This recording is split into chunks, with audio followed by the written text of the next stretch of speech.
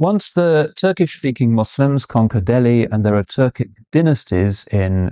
North India, things start to become much more extensive. So that, for instance, whenever the Turkish sultans conquered a new city, generally one of the very first things that they would do would be to establish not just a Friday mosque, but also a madrasa. So Muhammad Ghūri, after his conquest of Ajmer, creates a madrasa in the city of Ajmer, and that's recorded in the historians. Muhammad ibn Tughluq, in the mid-14th century, rules for 26 years in Delhi, creates a range of madrasas, and the ulama and the local nobles are doing the same thing. The historians mention that in his time, in the mid-14th century, there were around about 1,000 madrasas in Delhi of various kinds.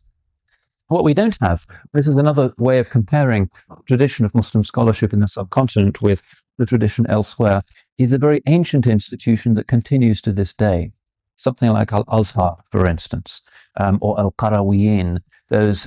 institutions that we find further to the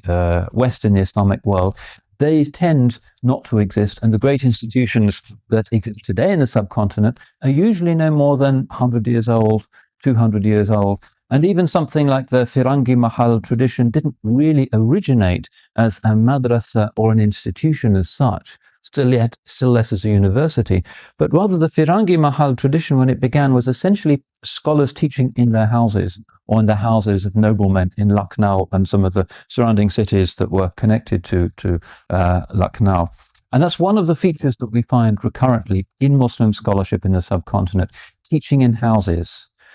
We tend to think teaching happens in madrasas, it happens in mosques, but very often in the subcontinent, some of the most significant scholars are being trained in houses and in the palaces of nobles, or in the houses of the ulama themselves. So no big 1,000-year millennial institution like Al-Azhar emerges in the subcontinent.